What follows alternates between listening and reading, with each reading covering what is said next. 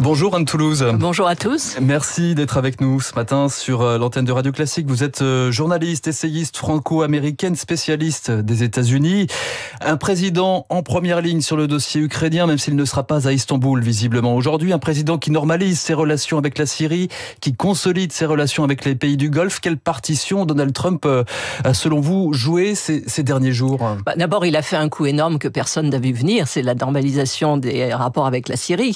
C'est-à-dire la fin de 45 ans de sanctions qui avaient été imposées pour terrorisme. Le président syrien avait encore, il y a quelques années, une prime sur sa tête. Il était recherché par la CIA. Donc c'est un virage total qui a été accompli en partie par réalisme et en partie aussi sous la pression des pays du Golfe. D'ailleurs, Donald Trump lui-même, avec sa candeur étudiée, dit « Oh, ça va faire plaisir au prince ». Bon, il parle du prince saoudien. Et puis à un moment, quand il parle de ses relations avec le président saoudien, il dit « c'est un combattant ». Enfin, ça a quand même été un combattant qui a été du mauvais côté pendant longtemps.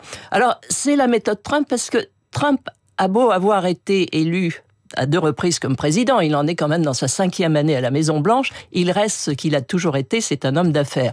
Le Golfe, c'est son terrain immobilier. Immobilier au sens littéral et au sens figuré. Il arrive et quand il voit quelque chose qui ne marche pas, il essaie de le redresser parce que sa philosophie politique, c'est que la guerre, les conflits, c'est très mauvais pour les affaires et que les gens sont plus heureux quand on exploite les richesses, de préférence d'ailleurs en y bâtissant des terrains de golf ou des tours Trump. Donc là, il est totalement dans son élément. En plus, il parle avec des gens qu'il connaît bien depuis longtemps, puisqu'il est en affaires avec eux, qui ont la même philosophie, c'est-à-dire que c'est pas trop gênant de mélanger les affaires publiques avec les affaires privées. Donc, on l'attendait en Ukraine, il arrive sur la Syrie, c'est du Trump pur jus. Et justement, la transition est toute trouvée. Il y a une polémique qui monte en ce moment aux États-Unis, puisque Donald Trump repart du Qatar avec cet avion, justement, on en parlait ce matin tout au long de cette matinale sur Radio Classique, cet avion offert par le Qatar, avion présidentiel estimé à 400 millions de dollars. Des voix s'élèvent, et pas seulement côté démocrate, pour dénoncer des faits de corruption qui s'ajoutent à d'autres soupçons sur l'immobilier, les crypto-monnaies. Comment c'est perçu ça aux États-Unis ? Est-ce que ça fait tache d'huile ? Oui, et puis vous savez, les avions, c'est l'obsession de Donald Trump. Oui. Il a eu une compagnie aérienne qui a fait faillite. Il a son avion, l'avion Trump, dans lequel il y a même des coussins en soie brodés à son effigie. Alors, le Qatar lui présente un avion dont il a envie. Alors, pourquoi ne le prendrait-il pas ? D'autant plus qu'il a fait un montage juridique qui fait qu'il y a vraiment droit, puisque ça n'est pas lui, c'est l'armée de l'air. Mais en fait, l'armée de l'air, au bout de 4 ans, enfin de 3 ans et demi, sera obligé de le donner à la fondation qui va construire le musée présidentiel de Trump. Donc c'est un montage, mais qui juridiquement, paraît-il, se tient. On verra ça à l'usage, mais effectivement qui scandalise beaucoup de gens, d'autant plus que c'est un cadeau, mais c'est un cadeau qui va coûter cher aux contribuables américains.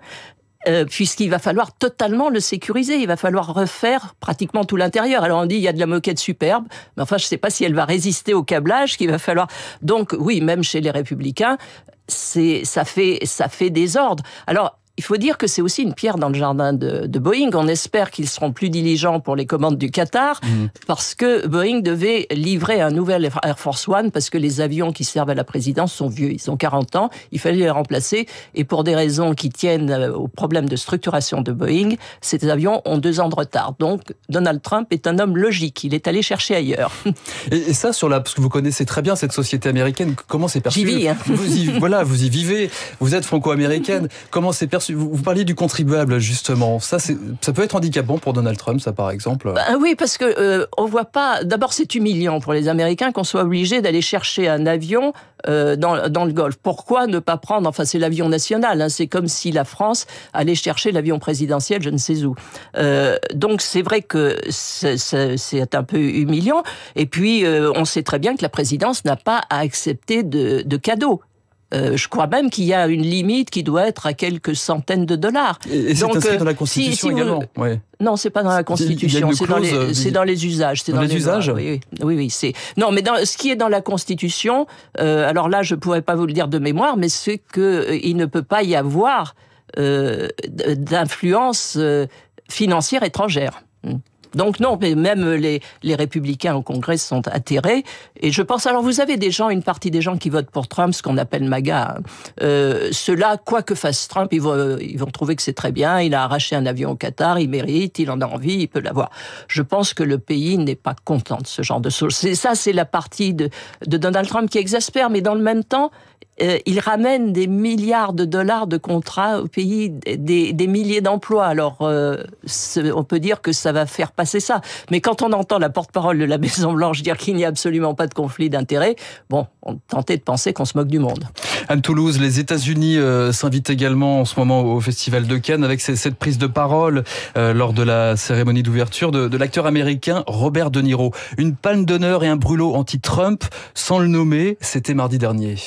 Démocratique, le mot que je viens de prononcer, ce mot est ô combien important. Dans mon pays, nous luttons d'arrache-pied pour défendre la démocratie que nous considérions toujours comme acquise. Nous sommes une menace pour les autocrates et les fascistes de ce monde. Robert De Niro très offensif donc mardi dernier face à Donald Trump, même s'il ne le nomme pas. Est-ce qu'il est capable, est-ce que Hollywood est capable de souffler un vent de fronde, notamment sur fond de taxes douanières de 100% sur les films tournés à l'étranger ?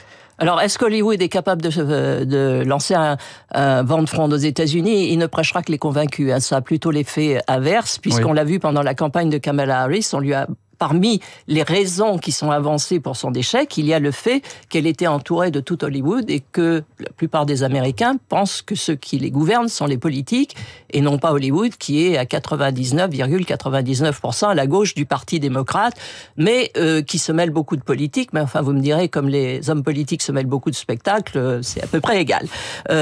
Donc, je pense que ce qui va plutôt faire souffler un vent de fronde, c'est la proposition de mettre des droits de douane sur l'industrie du cinéma. Mmh. Et là, c'est assez. D'abord, c'est pas fait encore. C'est une proposition que Donald Trump a lancée comme ça. Mais il y a quelque chose, une citation que j'aime beaucoup sur Donald Trump, c'est j'ai entendu dire quelque part que c'était quelqu'un qui avait un talent rare pour dénicher les problèmes et également un talent rare pour les compliquer. Et donc, voilà. Donc, c'est un peu ça, parce qu'on sait qu'Hollywood a de grosses difficultés.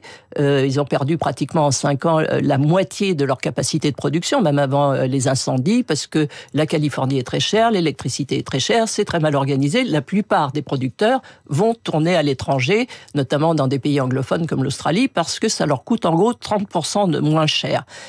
Parce que, en plus, on leur accorde des avantages fiscaux. Est-ce que ces gens-là veulent revenir aux États-Unis ? Certainement pas. Certains vont d'ailleurs dans d'autres États, comme par exemple l'Iowa, qui avait essayé d'attirer l'industrie du cinéma en disant vous ne paierez pas d'impôts. Vous avez l'industrie de la musique qui repart à Nashville, les grandes technologies qui partent au Texas. Bon, est-ce que de mettre des droits de douane, ça va arranger le problème ? Non. Non, je pense pas. D'autant plus que c'est très compliqué. C'est comme les voitures. Vous savez, vous avez une partie qui va être fabriquée là, une autre partie qui va être fabriquée ailleurs. Oui. Les seuls qui sont contents, c'est le syndicat des acteurs, parce que ça va ramener du travail à Los Angeles. Et justement, quel est le plan de Donald Trump pour Hollywood ? En fait, derrière cela, il y a une bataille culturelle qui s'engage. Tout est culturel aux États-Unis. Vous savez, quand on parle de culture en France, on pense aux arts lyriques, plastiques et autres.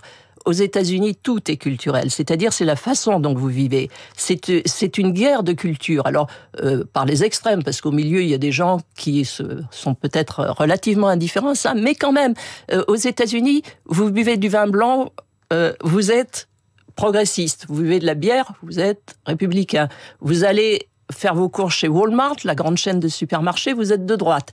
Vous allez chez Costco, qui est une autre chaîne, vous êtes de gauche. Enfin, c'est tout comme ça. Donc, dans cette guerre des cultures, je pense que le côté vraiment artistique se perd. Se perd. Et donc, on verrait plus d'Américains boire de la bière que du vin pour l'instant, en tout cas, Hollywood aussi. Écoutez, pour mon expérience personnelle, je dirais les deux. Du coup, alors, j'ai perdu le fil de votre question. Je suis désolée. Justement, le plan de Donald Trump, parce qu'on parle d'Hollywood, mais on pourrait aussi parler du Kennedy Center à Washington. On pourrait parler de l'université d'Harvard. Cette bataille culturelle, elle est, vous le disiez, elle est totale finalement. Elle est sociétale. Oui, alors elle est très gênante parce qu'elle revient à interdire ou à essayer de brimer une partie de l'expression culturelle.